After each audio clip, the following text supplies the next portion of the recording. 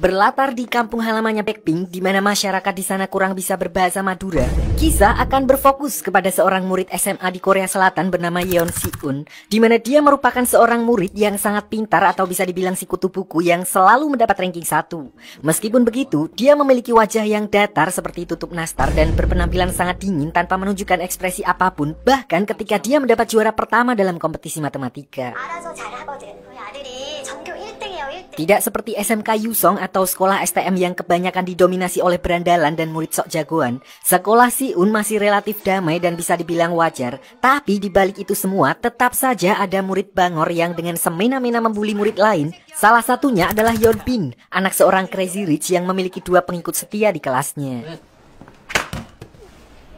Di sini, Yeonbin yang melihat Si-un terkesan acuh dan tidak mempedulikannya, kemudian memberinya sedikit pelajaran dengan melemparkan sepatu tepat ke arahnya, di mana Si-un yang merespon tindakannya barusan dengan wajah dingin pun membuat Yeonbin kesal dan merasa diremehkan. Dia justru mendatanginya dengan sorot mata yang tajam sebagai bentuk intimidasi. Pada waktu yang bersamaan, diperlihatkan beberapa siswa dari kelas lain yang datang untuk mencari siswa yang bernama An-suo, murid yang sering tidur di kelas dan tidak begitu peduli dengan pelajaran. Namun di luar itu, An-suo memiliki bakat gelut yang luar biasa dan bahkan dia hampir debut di pertandingan UFC dan termasuk ditakuti oleh gerombolan Yeonbin. Di mana hal itu dibuktikan ketika dia justru dapat dengan mudah mengejar satu persatu murid dari kelas olahraga yang menyerangnya.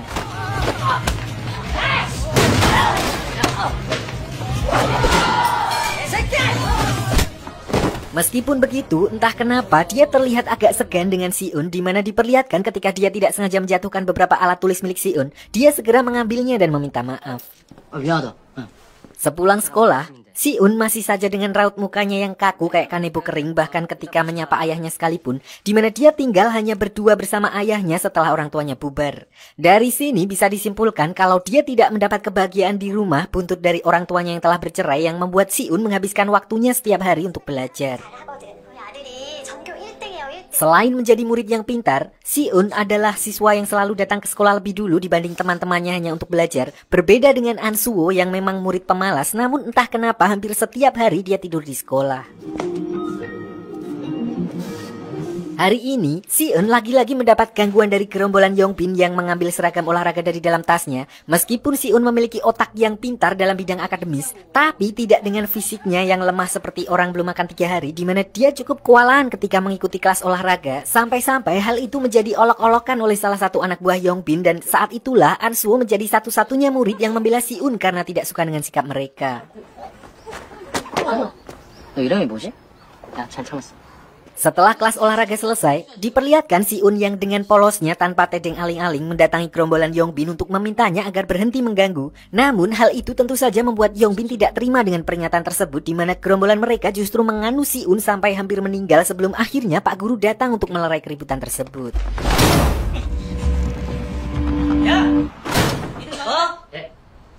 Sampai di sini bisa disimpulkan kalau Si-un merupakan satu dari beberapa murid yang hanya ingin belajar dengan tenang tanpa diganggu oleh orang lain. Tapi faktanya selalu saja ada murid-murid tidak berguna yang setiap hari mengganggunya, sehingga mau tidak mau dia harus melawan agar tidak semakin diinjak.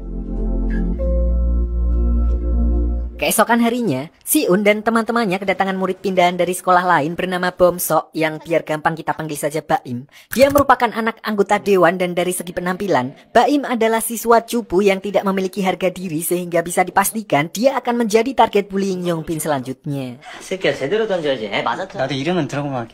Di sini, Si-un kembali hampir terlibat perkelahian dengan Yeonbin ketika dia menduduki mejanya, yang hal itu membuatnya tidak suka karena menurutnya tidak sopan. Untungnya, An-suo langsung melerai kejadian tersebut sehingga Yeonbin tidak jadi memberi perhitungan kepada Si-un.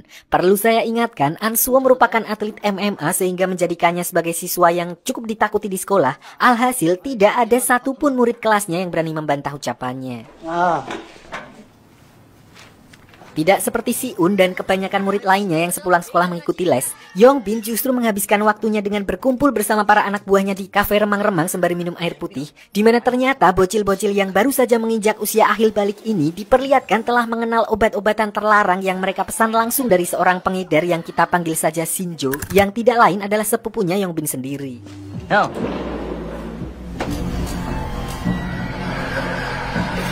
Kembali ke Si-un yang baru saja pulang les, dia tiba-tiba dihadang oleh dua orang anak buah Shinjo karena salah mengira kalau Si-un adalah orang yang telah memesan barang haram dari mereka. Di sini sempat terjadi momen mencekam ketika Si-un sudah menggenggam sebatang pulpen dengan sorot mata tajam dan siap untuk menyerang mereka. Untungnya Shinjo langsung menyuruh para anak buahnya minggir dan memperingatkan mereka agar tidak sembarangan dengan orang asing. Keesokan harinya, diperlihatkan Si-un dan teman-temannya yang sedang melakukan tryout atau latihan menjelang ujian di mana Yongbin masih dendam dengan Si-un akibat tingkahnya pun kembali berulah. Kali ini dia menyuruh si culun yaitu Baim untuk menempelkan sejenis obat fentanyl ke leher Si-un. Sebenarnya dia juga tidak ingin melakukan hal itu, namun karena dia diancam oleh Yongbin akan dibully seperti di sekolah lamanya, Baim pun mau tidak mau terpaksa melakukannya demi masalah keamanan di sekolah barunya. Perlu diketahui, fentanyl adalah sejenis obat bius yang memiliki efek samping bisa membuat seseorang mengalami pusing dan mual-mual, di mana hal itu dibuktikan ketika Si-un langsung geliang akibat obat terlarang tersebut. Namun meskipun memiliki fisik lemah, Si-un mencoba melawan efek dari obat itu, menampar pipinya sendiri agar tetap sadar selama ujian berlangsung, di mana aksinya barusan menjadi tontonan teman-temannya yang menganggap kalau dia sedang kerasukan.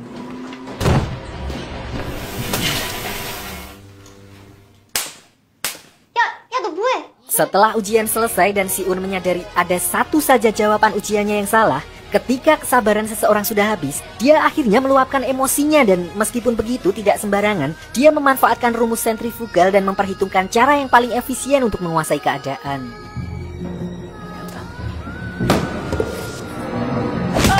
Di sini diperlihatkan betapa brutalnya seseorang yang pendiam di mana Si-un bisa benar-benar menghabisi Yongbin dan anak buahnya dengan berkata kalau sebelumnya dia telah meminta secara baik-baik.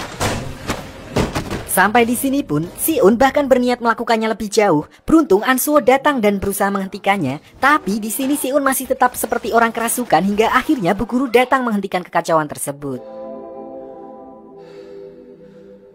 Akibat insiden itu, Yongbin pun dibawa ke rumah sakit karena hidungnya patah, sementara Si-un bersama gurunya juga mendatanginya untuk meminta maaf. Di sini ibunya Yongbin sempat memarahi Si-un atas apa yang telah dia lakukan kepada anaknya, namun beliau langsung dibuat makdek ketika Si-un menunjukkan fentanyl yang digunakan Yongbin kepadanya. Tidak hanya itu, dia juga membawa tas Yongbin yang di dalamnya ada barang haram tersebut yang artinya hal ini bukan lagi mencakup kenakalan remaja, melainkan kasus pidana yang di luar batas lingkup sekolah.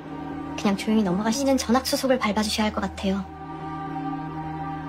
Keesokan harinya ketika Si-un sedang fokus mengerjakan soal di kelas, dia sempat kembali mendapat intimidasi dari dua pengikut Yongbin yang ingin membuat perhitungan atas apa yang telah dia lakukan kemarin kepada Yongbin. Namun apa yang terjadi? Si-un justru menantang mereka saat itu juga untuk menyelesaikan permasalahan mereka di toilet sekolah.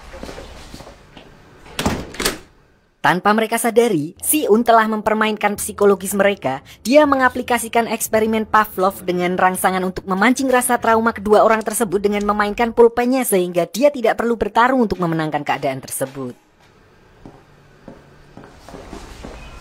Kembali ke rumah sakit, Yongbin yang masih tidak terima karena telah dipukuli oleh Si-un lalu meminta bantuan sepupunya yaitu Shinjo, di mana awalnya Shinjo telah memperingatkannya untuk tidak gegabah mengganggu orang lain. Namun meskipun begitu sebagai sepupu, dia tidak bisa diam begitu saja dan harus tetap membalas. 도와주세요. Singkat cerita, hubungan persahabatan antara Si-un dan Ansuo pun mulai terjalin ketika Ansuo yang memiliki pekerjaan sampingan sebagai pengantar makanan tidak sengaja bertemu dengannya ketika pulang les. Bahkan untuk pertama kalinya, Si-un yang sedari awal bersikap dingin seperti gapura kecamatan dan seolah tidak peduli dengan siapapun mulai akrab dengan Ansuo. Sampai-sampai dia mentraktirnya makan di kantin gratis sebagai permintaan maaf atas kejadian ketika dirinya menggila tempo hari. 누가 말 걸까봐 귀찮아서 끼고 있는 거라고. Ternyata alasan Ansuo selalu tidur di sekolah adalah karena dia harus bekerja sepulang sekolah sampai pagi lagi dan takut tidak akan bangun untuk sekolah jika dia pulang ke rumah. Dia pun berinisiatif untuk tidur di sekolahan, bahkan mandi dengan menggunakan ruangan staf sekolah. Kejadian itu pun menarik perhatian Baim yang juga ingin berteman dengan mereka karena dia tahu Si-un adalah tipikal yang pendiam tapi berani melawan orang yang mengganggunya di mana dia berniat mengikuti les bersamanya. Entah secara tulus ingin berteman atau hanya ingin mencari perlindungan dari orang-orang yang membulinya, tetap saja Si-un justru menunjukkan sikap tidak acuh seolah dia tidak memperdulikannya. Sementara itu di sisi lain, diperlihatkan seorang siswa yang sedang memainkan slot dengan meng-all-in-kan semua saldo yang dia miliki dan sudah bisa ditebak, hasilnya tentu saja rungkat meskipun di awal-awal sempat dikasih menang. Perlu diketahui, seorang pecandu judi akan menghalalkan segala cara untuk depo lagi berulang kali dan berharap semua uangnya akan kembali. Namun karena uang tabungannya sudah di all-in, dia pun memutuskan untuk ngutang kepada Shinjo, di mana ternyata selain menjadi pengedar barang haram, Shinjo juga memberi pinjaman dengan bunga selangit kepada para siswa yang sudah kecanduan slot. Singkat cerita, setelah pulang sekolah, diperlihatkan Yongbin yang sudah bersama Shinjo dan menunggu kedatangan Si-un untuk membuat perhitungan, di mana ketika Si-un datang, dia langsung membawanya ke markasnya untuk membalaskan perlakuannya kepada Yongbin. Di sini, Baim yang melihat hal itu merasa bertanggung jawab karena sedari awal yang menempelkan fentanyl adalah dirinya. Khawatir dengan Si-un, dia lalu mencoba meminta tolong Ansuo agar mau membantu teman sekelas mereka. Meskipun awalnya Ansuo sempat menolak menolong karena mereka tidak seakrab itu untuk terlibat masalah, namun perlakuannya langsung berubah 180 derajat ketika Baim menawarkan sejumlah uang.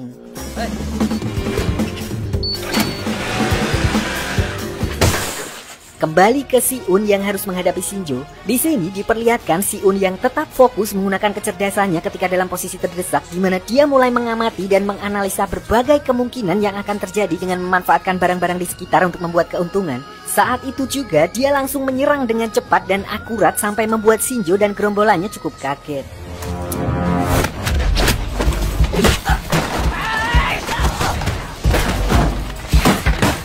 Meskipun begitu, tetap saja Si-un tidak mampu melawan 4 orang sekaligus dan justru harus berakhir dikeroyok. Dan ketika Yongbin berniat mencederai tangan Si-un, disinilah Ansuo muncul tepat waktu untuk membantunya. Sebagai seorang yang pernah mengikuti pelatihan MMA, tentu saja dia sudah hafal di luar kepala basic bela diri sehingga membuatnya mampu memberi perlawanan kepada Shinjo meskipun dari segi postur badan dia masih kalah jauh.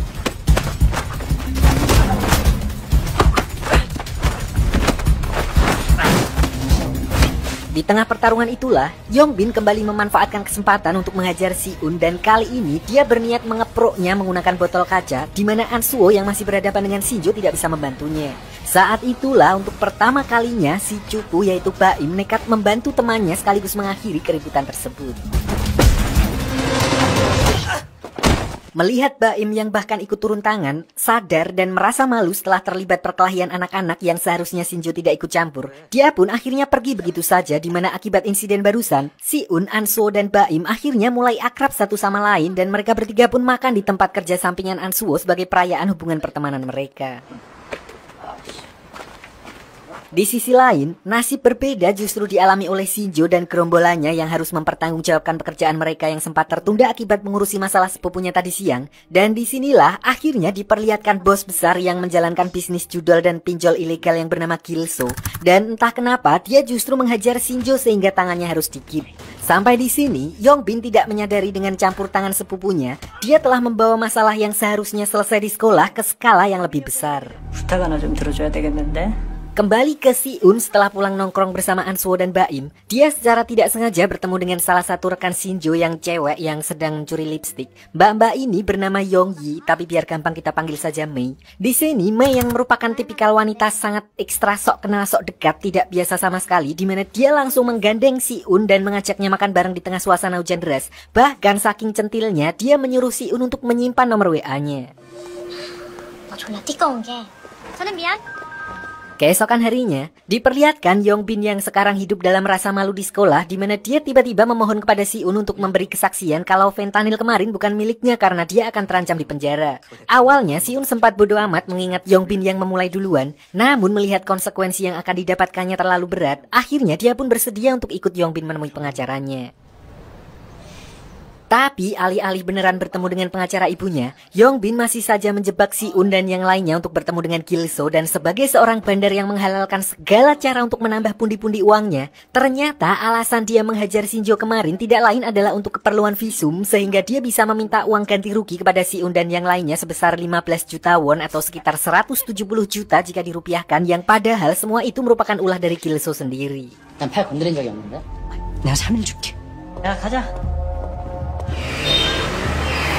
Tidak cukup sampai di situ, anak buah Gilso juga meneror mereka setiap harinya untuk memastikan mereka akan membayar uang ganti rugi, bahkan sampai membuntutinya ke rumah mereka masing-masing, di mana Baim yang merupakan anak seorang pejabat kaya pun memutuskan untuk nekat mencuri jam tangan skemei milik ayahnya dan menjualnya dengan harapan agar masalah tersebut cepat selesai.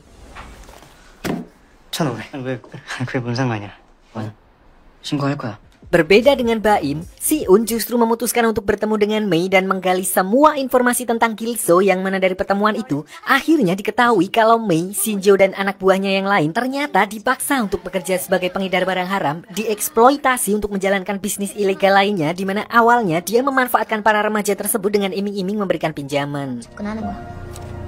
당연히 다 황금 전까지 몇 천이 있었는데 어느 순간부터는 돈을 다 잃게 만들어. Artinya, sekali mereka terlibat urusan dengan Gilso, maka dia akan terus-terusan mencari celah agar bisa menguras habis semua yang mereka miliki dan satu-satunya cara untuk melawan Gilso adalah dengan membongkar kejahatannya di pihak kepolisian. Di mana tentu saja mereka membutuhkan bukti kuat berupa dokumen dan file penting. Dan untuk membuktikan semua itu, Ansuo nekat menjadikan dirinya sebagai jaminan agar dia bisa masuk ke markasnya Gilso demi mencari bukti-bukti di sana dan menyuruh Si-un dan Baim untuk membawa polisi ketika dirinya sudah sampai.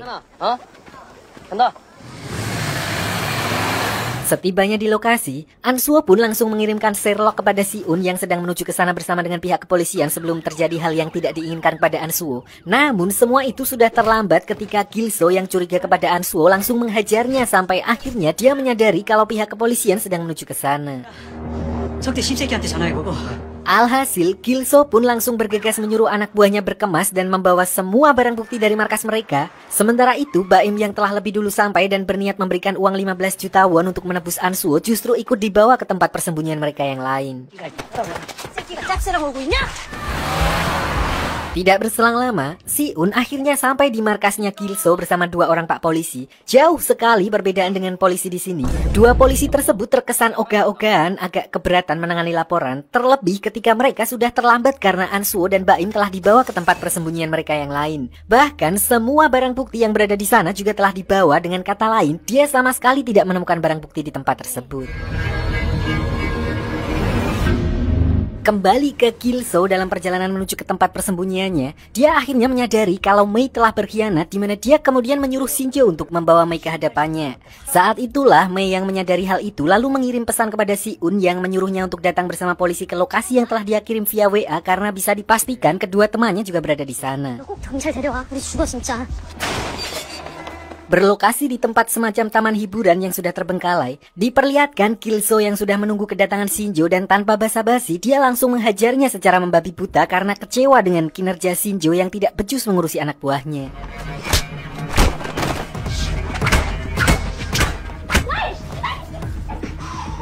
Tidak cukup sampai di situ, dia juga menyuruh seorang bocah yang baru berusia 14 tahun untuk menghabisi Ansuo dan Baim dan memanfaatkan aturan hukum kalau remaja sekecil itu tidak akan dipenjara. Saat itulah Shinjo yang sudah lama muak dengan tingkah Gilso, untuk pertama kalinya dia akhirnya memberontak dan menantangnya dalam adu mekanik. Sebenarnya Gilso ini tidak kuat-kuat banget. Hanya saja dia selalu membawa pisau buah sebagai senjatanya ketika dalam kondisi tertekan, sehingga Shinjo yang bertarung dengan tangan kosong pun akhirnya kena mental. Pada waktu yang bersamaan, Mei juga sempat mengepruk kepala Gilso dengan kayu dari belakang dan sempat membuatnya ambruk. Sayangnya dia tetap kembali bangkit dan justru menyerangnya. Sampai akhirnya mereka terselamatkan oleh bunyi sirine mobil polisi disusul kedatangan Si-un ke tempat tersebut untuk menolong mereka semua. Setelah Gilso pergi, Si-un bergegas melepaskan teman-temannya. Namun tidak berselang lama, Gilso bersama anak buahnya kembali setelah mengetahui kalau suara sirine barusan bukan berasal dari mobil polisi, melainkan dari HP milik Si-un. Sampai pada akhirnya baku hantam di antara Si-un dan teman-temannya melawan Gilso dan anak buahnya pun tidak dapat dihindarkan.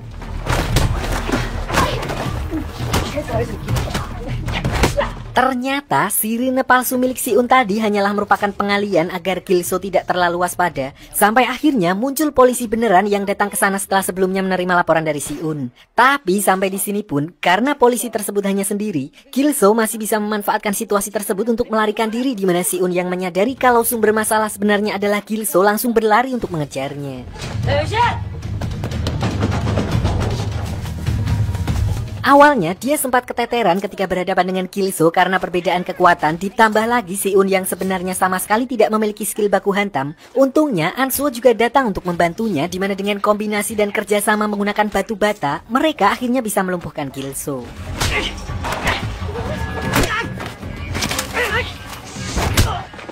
Di sisi lain, Shinjo juga memutuskan untuk mengorbankan dirinya ditangkap polisi demi membiarkan Mei pergi karena dia tidak ingin orang yang telah dia anggap sebagai adiknya sendiri terlibat dalam masalah tersebut, di mana dia kemudian dibawa ke kantor polisi untuk dimintai keterangan atas kejahatan dalam bisnis yang telah dijalankan Kilso selama ini. Singkat cerita, sesampainya di kantor polisi, Si-un dan Baim yang dijadikan saksi atas kasus tersebut resmi dibebaskan karena power dari ayahnya Baim yang menyuruh ajudannya untuk mengurus masalah tersebut. Perlu diingat, ayahnya Baim merupakan seorang anggota dewan yang cukup berpengaruh dan terlebih kebalikan dengan di sini yang anggota dewannya santun-santun.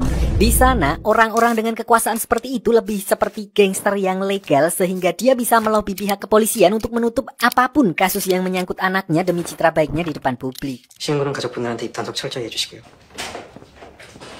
Tidak hanya itu, si ajudan bahkan membawa Kilso ke ruangan kepala polisi dan membalasnya dengan menghajarnya terlebih dahulu, di mana dia juga meminta Baim untuk melakukan hal yang sama. Tapi entah karena trauma atau karena Baim sama sekali tidak pernah melakukan kekerasan, dia pun menolaknya dan lebih memilih untuk keluar dari ruangan tersebut. Sebelum pergi, diperlihatkan juga Shinjo yang seolah menjadi sangat respect kepada Si-un dan berterima kasih karena telah membebaskannya dan anak-anak lain dari belenggu Kilso. Sesampainya di luar, Si-un juga bertemu dengan Mei yang menunggu Shinjo karena dia tidak memiliki tempat tinggal lagi, di mana Si-un pun mengajaknya ke rumah sakit tempat Ansuo dirawat dan untuk sementara dia akan menginap bersama Ansuo dan neneknya. 야 진짜 맛있겠다. 이게 진짜. Sampai di sini setelah semua kebersamaan tersebut, sekembalinya ke rumah, Si-un kembali merasa sangat sepi dan untuk pertama kalinya, dia inisiatif sendiri untuk kembali ke rumah sakit dengan membawakan makanan dan kepribadian yang seolah sudah berbeda. Bahkan dia terlihat sudah mulai tersenyum. Namun di sisi lain, nasib sial justru dialami oleh Baim yang ternyata bukan hanya di sekolah. Cara ayahnya mendidiknya tidak jauh berbeda dengan pembulian, di mana dia tidak segan memukuli anaknya sebagai bentuk hukuman karena telah mencuri jam skemenya dan keributan yang telah dia perbuat.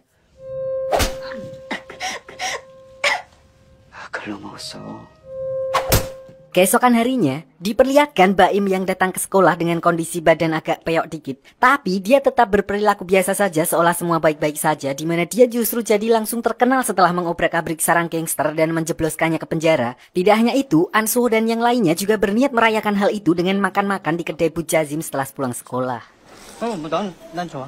Namun sebelum berangkat ke kedai, Baim sempat men-scroll IG Ansuo dan melihat foto kedua temannya yang sudah akrab dengan Mei, di mana hal itu membuatnya merasa kalau dia seolah tidak dihargai. Bahkan perasaan itu semakin menjadi ketika sampai di kedai Bujazim melihat Ansuo yang begitu dekat dengan Mei seakan-akan dia sudah tidak dianggap oleh Ansuo dan hanya memanfaatkan uangnya. Ternyata hal itu membuat Baim teringat sewaktu di sekolah lamanya di mana teman-temannya seringkali hanya memanfaatkannya. Intinya dia sudah hafal dengan pola tersebut, dibayari 1, 2, 3 kali sampai seolah itu menjadi kewajibannya dan akhirnya teman-temannya akan marah jika dia tidak melakukan hal itu. Ketakutan itu pun semakin menghantui pikirannya ketika dia tidak sengaja bertemu dengan teman sekolahnya dulu yang selalu membulinya, di mana dia meluapkan emosinya kepada Mei karena telah mengangkat telepon di HP-nya tanpa sepengetahuan Baim sehingga teman-temannya bisa menemukannya. Untungnya Si-un masih bisa menghandle masalah tersebut dan menyuruh teman-teman lama Baim untuk segera pergi. Sejak peristiwa itu, Baim yang sebelumnya adalah siswa cupu dan lemah kini berubah total menjadi pemuda arogan dan sensitif, di mana hal itu dibuktikan ketika dia justru membentak teman sekelasnya hanya karena membuat gaduh. Bahkan Ansuo yang mencoba menenangkannya juga ikut kena imbasnya. Namun sampai di sini, dia masih tetap tidak memberitahu Ansuo dan Si-un tentang apa yang sebenarnya terjadi sehingga hal itu cukup membuat mereka kebingungan dengan perubahan sikap temannya tersebut. 왜 저러냐 저거? Tanpa mereka sadari, trauma masa lalu yang Baim alami dulu telah sampai di level yang bisa membuatnya depresi, di mana hal itu terpicu ketika teman-temannya yang dulu membulinya kini kembali terus menghubunginya untuk mengajaknya keluar. Oleh karena itu, dia pun memutuskan untuk mematikan HP-nya hingga kondisinya tenang. Keesokan harinya, diperlihatkan Ansuo yang sedang mengajari Si-un basic bela diri di bawah jembatan si Gandul. Dan karena masih penasaran dengan Baim, mereka pun memutuskan untuk pergi ke rumahnya sekaligus menjenguknya karena hari itu dia juga tidak masuk sekolah. Sesampainya di sana, Ansuo justru dibuat kagum melihat rumah temannya yang sangat mewah dan disinilah Baim akhirnya memberitahukan sebuah fakta kalau ternyata dia bukanlah anak kandung ayahnya melainkan hanya anak adopsi demi citra baik ayahnya sebagai pejabat negara. 왜 데리고 왔을까? 나오라고. Di sini, Baim kemudian juga menceritakan kisah kelam di sekolah lamanya ketika dia dibully dan dipukuli oleh teman-temannya. Sampai-sampai yang terakhir dia harus dirawat di rumah sakit dan akhirnya pindah sekolah. Di sini sebenarnya Si-un bisa memahaminya, namun An-suo yang mendengar cerita tersebut langsung mengajak Baim untuk menemui mereka dan berjanji akan membuat semua orang yang telah membulinya meminta maaf. 불러. Begitu sampai di tempat mereka nongkrong, Baim langsung meminta mereka untuk sungkem, minta maaf atas apa yang telah mereka lakukan selama ini. Namun tentu saja, awalnya mereka masih songong, menolak untuk melakukannya sehingga hal itu membuat An-suo langsung turun tangan dan mengancamnya agar segera meminta maaf. Tapi melihat cara permintaan maafnya yang nyelelek, Baim yang merasa diremehkan kemudian justru meluapkan semuanya dan hampir memukul orang itu menggunakan mic jika saja An-suo tidak segera menghalaunya. Sadar kalau dia telah bertindak lewat batas, An-suo pun bergegas menyeretnya keluar. Namun responnya justru sebaliknya, di mana Baim menganggap kalau selama ini An-suo seolah tidak menghargainya dan hanya menganggap Baim sebagai bawahannya, yang mana hal itu tidak jauh berbeda dengan teman-temannya dulu. Perkataan barusan pun cukup membuat An-suo terprovokasi. Beruntung Si-un dengan gercep berhasil menengahi keributan tersebut. 야, 놓고 얘기해. 놓고. Ketika Baim sedang keluar sendirian itulah, dia kembali diikuti oleh para pembuli dari sekolah lamanya yang berniat membalas dendam. Alhamdulillahnya, dia terselamatkan oleh gerombolan pengikut Yongbin yang justru langsung membawa mereka ke tempat sepi untuk diprospek. Gampangnya, meskipun Baim dan para pengikut Yongbin tidak begitu akrab, tapi ketika salah satu murid di sekolahnya diganggu oleh sekolah lain, maka mereka tidak akan tinggal diam. Ditambah lagi, para pembuli tersebut adalah anak-anak orang kaya, jadi lumayan untuk tambahan mereka nanti membeli cilok. 1184117. Pada kesempatan ini, Baim yang merasa dilindungi oleh para pengikut Yongbin, dia bisa melampiaskan kekesalannya dengan gantian menghajar seseorang yang selama ini membulinya, di mana kejadian barusan merupakan pertama kalinya dia berubah menjadi brutal dan tidak terkendali, dan di titik itu juga dia seperti mengenal dunia yang baru di mana dia merasa lebih dihargai. 끝났냐? 한잔하러 가자. Dari pertemuan itu, Baim akhirnya join bersama para pengikut Yongbin dengan mengikuti mereka ke kafe, bukan tanpa alasan, tapi menurutnya mereka bisa lebih mendukung dengan apa yang dia inginkan, tidak seperti An-suo yang seolah tidak menganggapnya dan melarangnya melakukan apapun karena menilai kalau Baim tidak kompeten. Tidak berhenti di situ, Baim yang sedari awal dikenal sebagai pria cupu, kini mulai meminum minuman Homer hanya agar dia dicap sebagai anak nakal seperti bocah pubertas pada umumnya, dan terakhir dia mengunfollow IG-nya An-suo sebagai tanda kalau hubungan pertemanan mereka sudah berakhir.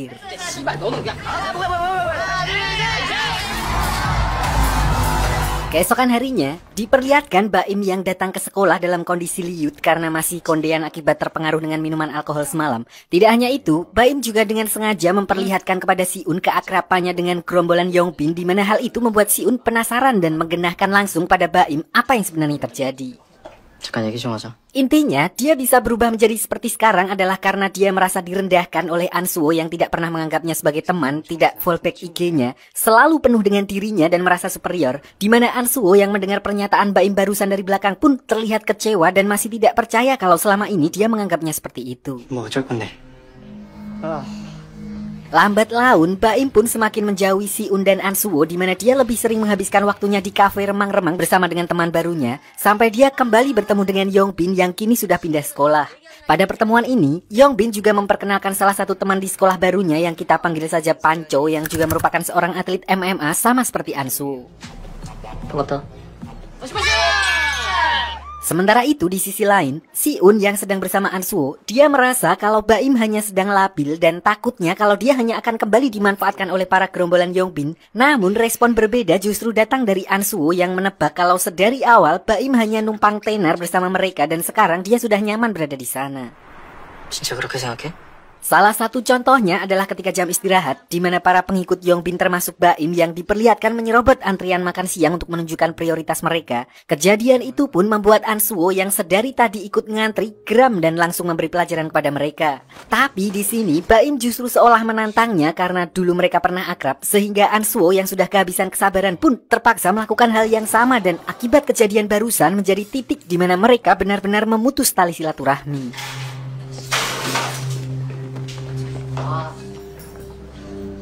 Sejak saat itu, Baim yang sudah kesal dengan perilaku Ansuo yang sok berkuasa di sekolah, kemudian mencari cara untuk membalas kelakuan Ansuo dan yang terpikirkan olehnya adalah Panco, teman baru di sekolah Yongbin di mana Baim akan membayar mahal agar dia bisa memberi pelajaran kepada Ansuo tepat di hari ulang tahunnya. Perlu diketahui, Ansuo dan Panco adalah anggota dari sasana tarung yang berbeda dan dulunya mereka pernah berada di satu ring saat Ansuo masih aktif di mana saat itu Panco kalah melawannya. Oleh karena itu, di sini Panco juga sangat berambisi untuk membalas kekalahan itu dan ini adalah kesempatan yang pas.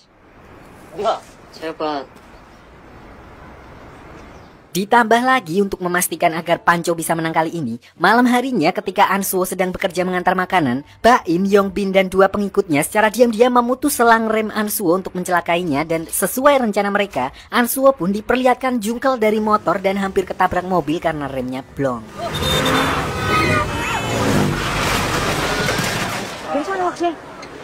Keesokan harinya ketika berada di sekolah, Ansuo yang melihat sorot mata Baim, sebenarnya dia sudah bisa menduga kalau kejadian yang menimpanya tadi malam kemungkinan adalah ulah Baim dan teman-teman barunya. Namun sampai di sini, dia masih berpikir positif dan tidak ingin memfitnah temannya itu karena belum menemukan bukti yang valid. Singkat cerita, hari ulang tahun Ansuo pun tiba di mana diperlihatkan Si-un dan Mei yang sedang mendekorasi ruangan untuk merayakan acara tersebut. Saat itulah Baim dan teman-temannya yang sudah siap memberi perhitungan kepada Ansuo mulai menghubunginya untuk menjebaknya. Namun karena Ansuo tidak fast respon, dia memutuskan untuk menghubungi Mei dan mengajaknya bertemu di suatu tempat tanpa Mei sadari. Semua itu ternyata hanyalah jebakan dari Baim agar bisa menculiknya dan menggunakan Mei sebagai sandera agar Ansuo mau menemuinya. Sementara itu di sisi lain, diperlihatkan Si-un dan Ansuo yang khawatir dengan keberadaan Mei setelah mengetahui nomornya tidak aktif. Pada waktu yang bersamaan, Si-un secara tidak sengaja melihat chat WA dari Baim di HP milik Ansuo dan memutuskan untuk membuka chat tersebut ketika Ansuo sedang sibuk memasak. Di mana ternyata pesan itu berisi permintaan dari Baim yang menyuruh Ansuo untuk menemuinya jika ingin Mei selamat. Menyadari hal itu, Si-un yang tidak ingin terjadi sesuatu kepada temannya lalu membalas chatnya si Baim tanpa sepengetahuan Ansuo dan langsung menghapusnya untuk menghilangkan jejak dan setelah itu dia memutuskan untuk menemui Baim dengan berpura-pura kepada Ansuo kalau dia akan keluar untuk menyusul Mei. Tapi tidak polosan begitu saja, Si-un yang penuh persiapan telah mempelajari bangunan tersebut terlebih dahulu dan berbekal kunci Inggris, Si-un langsung mengajak Mei melarikan diri dari tempat itu. Namun namanya bawa cewek karena terlalu kelemar-kelemar, Si-un mau tidak mau tetap harus bertarung melawan Yongbin dan anak buahnya dengan memanfaatkan lorong-lorong sempit di tempat itu, sementara Mei memanfaatkan situasi tersebut untuk melarikan diri dan memanggil polisi.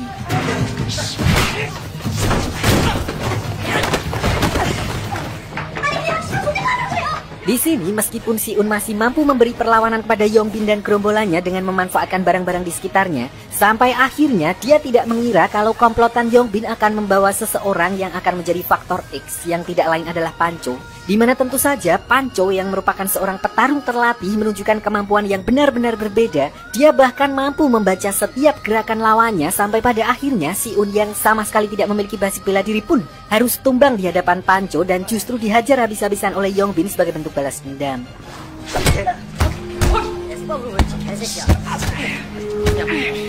Pada momen ini, Baim sempat merasa bersalah yang padahal dia hanya ingin memberi perhitungan kepada Ansuo, tapi pada kenyataannya dia justru melukai Si-un yang sebenarnya masih dia anggap sebagai salah satu temannya yang bisa memahaminya. Sampai akhirnya mereka bubar setelah Mei memanggil polisi.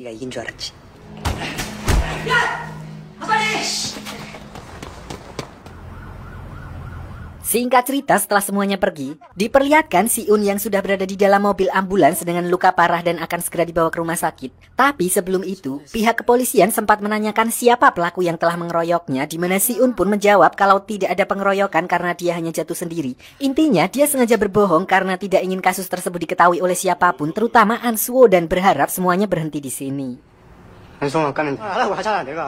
Tidak hanya itu, dia juga meminta Mei untuk merahasiakan kejadian barusan kepada Ansuo karena dia khawatir Ansuo akan kembali membalas jika mengetahui siapa orang yang telah mengeroyoknya. Terakhir, dia menelpon Baim dan memohon kepadanya untuk berhenti mencari masalah dengan Ansuo sebelum semuanya terlambat.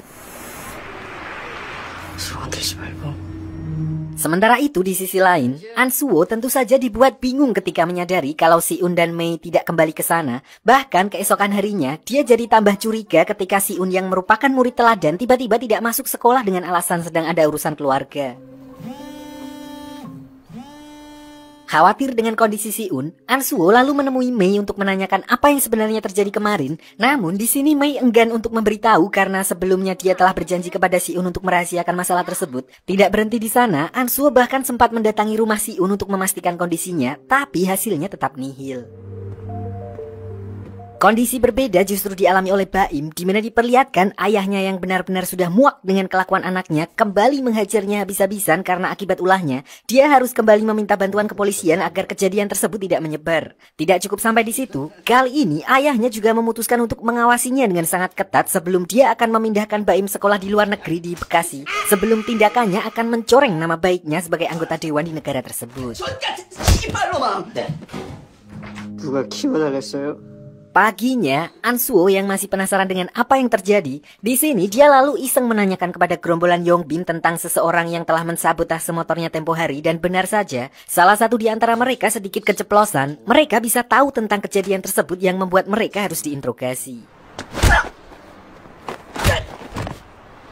Terpaksa, mereka pun akhirnya mengaku dan mengatakan semuanya kalau Baim telah membayar seorang atlet MMA untuk menghabisi Ansuo dan menyandra Mei agar Ansuo datang menemuinya. Namun siapa sangka yang datang justru Si-un dan berakhir babak belur. Jadi gampangnya, it's okay lah ngincer saya, jatuh nggak apa-apa. Lah, ini kok malah Si-un yang nggak ngapa-ngapain juga kena, dimana fakta barusan membuat Ansuo semakin geram dan berniat menuntut balas pada Baim.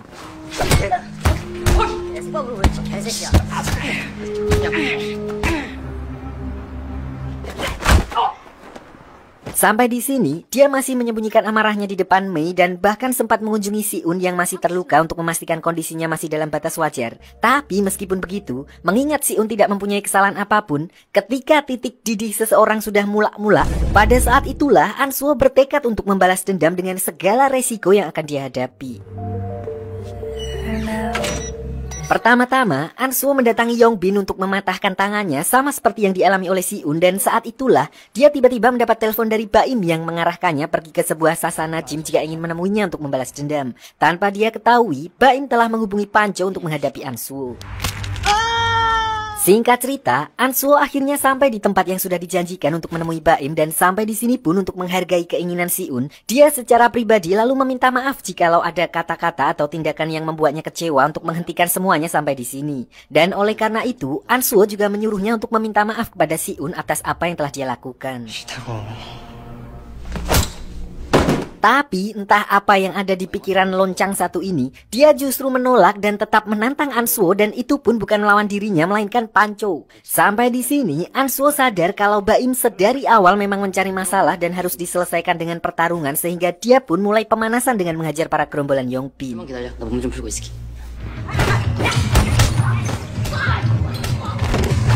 Perlu saya ingatkan, jadi Ansuo dan Pancho pernah berada di satu ring di mana dulu Pancho dihajar habis-habisan, dan oleh karena itu di sini Pancho merekam pertarungan tersebut sebagai pembalasan, dan di sisi lain tidak ada alasan Ansuo menolak pertarungan tersebut karena dia juga sudah bisa menakar kemampuan Pancho.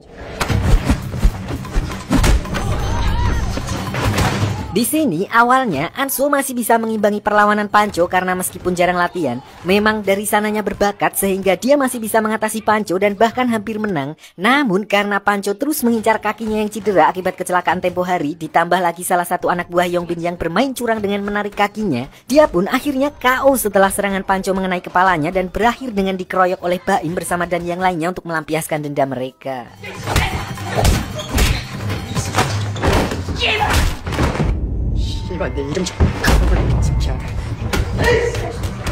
Pada waktu yang bersamaan, Baim sempat dikejutkan dengan kemunculan ajudan ayahnya yang datang ke sana untuk menjemput Baim karena ternyata sebelumnya dia kabur dari rumah. Namun mereka semua justru dibuat panik ketika mengetahui Ansuo yang sudah terkapar dan tidak bernafas. Saat itulah ajudan ayahnya Baim meminta kepada dua pengikut Yongbin untuk menjadi saksi, di mana dia berjanji akan membereskan masalah tersebut dan memalsukan kejadian barusan seolah-olah Ansuo mengalami kecelakaan ketika sedang berolahraga. Sampai di titik ini, barulah Baim menyadari apa yang telah dia lakukan sangat di luar batas level pecundang tier tertinggi, hingga akhirnya dia sangat menyesali perbuatannya, dan tentu saja seperti yang sudah bisa ditebak, dia kembali menerima dengan pasrah marah salam olahraga dari ayahnya akibat kembali membuat kekacauan yang padahal belum genap 24 jam dia terlibat masalah. Meskipun begitu, hal itu tetap tidak sebanding dengan penyesalan yang dia rasakan akibat menghabisi temannya sendiri hanya karena emosi sesaat.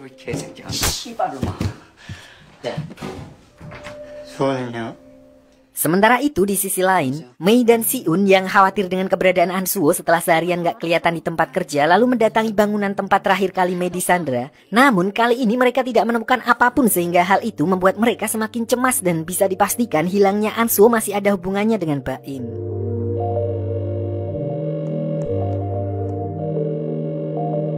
Keesokan harinya, Si-un semakin dibuat tidak tenang ketika melihat An-suo tidak masuk sekolah yang padahal hari itu adalah ujian semester, di mana hal itu membuatnya tidak fokus dalam mengerjakan soal ujian. Setelah ujian selesai, barulah dia mendapat telepon dari Mei yang mengabarkan kalau dia telah menemukan An-suo yang kini berada di rumah sakit dan ternyata masih hidup meskipun dalam kondisi kritis.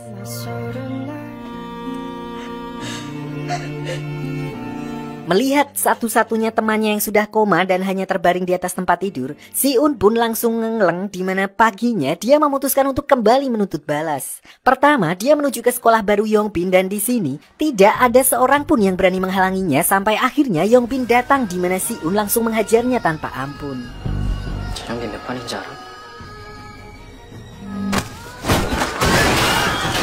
Di sini, Si-un benar-benar seolah mengeluarkan aura yang sangat menakutkan yang membuat Yongbin pun langsung dredeg, memperlihatkan video kemarin saat An-suo dan Pancho sparring dan mengatakan kalau dia sama sekali tidak ikut-ikutan karena Baim yang bertanggung jawab atas semua itu.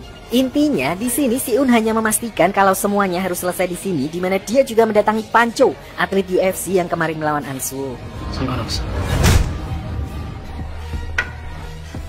Sebelum Pancho menyadari kedatangannya, Si-un langsung melancarkan serangan meskipun hal itu bisa dengan mudah diatasi dan justru Si-un sempat ngos-ngosan menahan serangan balik dari Pancho. Namun bukan itu intinya, ada yang lebih mengerikan dari kemampuan atau skill bertarung yaitu kegigihan. Perasaan marah melihat temannya dihajar seperti itu membuat Si-un tetap bertahan dan menggunakan segala cara untuk bisa membalas.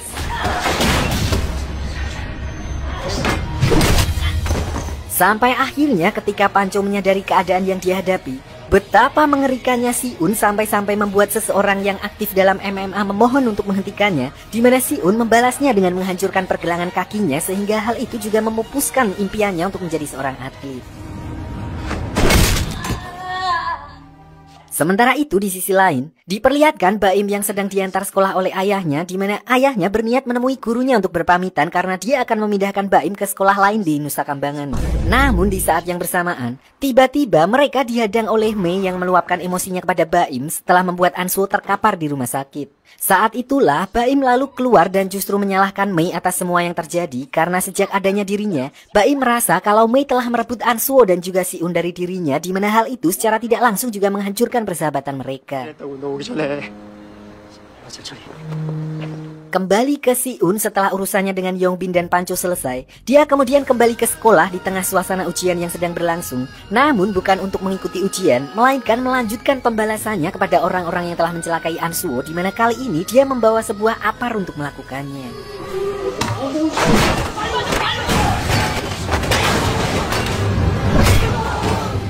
Terakhir, Si-un lalu mendatangi Baim dan sampai di sini pun Si-un masih tidak percaya kalau Baim melakukan hal itu dan tidak tega membalas perbuatannya. Dia hanya berkata kalau dia sudah memohon kepada Baim agar menghentikan apa yang dia perbuat dan pergi begitu saja dengan melampiaskan emosinya dengan memecahkan kaca di sekolah.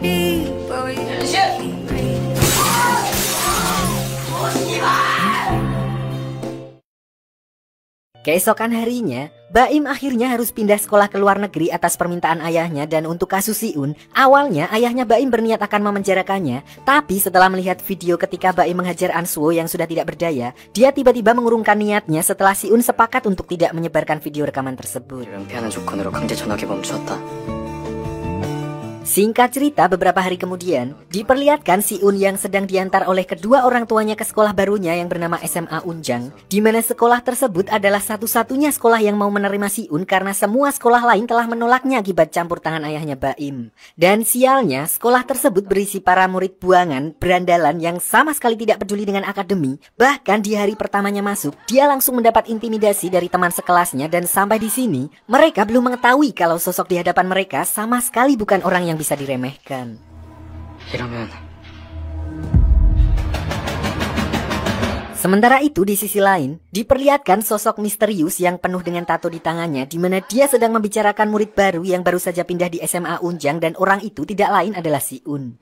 Belum diketahui siapa sebenarnya orang ini, namun dari pembicaraan tersebut bisa disimpulkan kalau dia tertarik dengan Si-un setelah mengetahui kalau dia telah mengalahkan Pancho yang merupakan seorang atlet petarung bebas. 제발 그만하자. 아니 씨발 나 진짜 스파이라는 것밖에 없다고.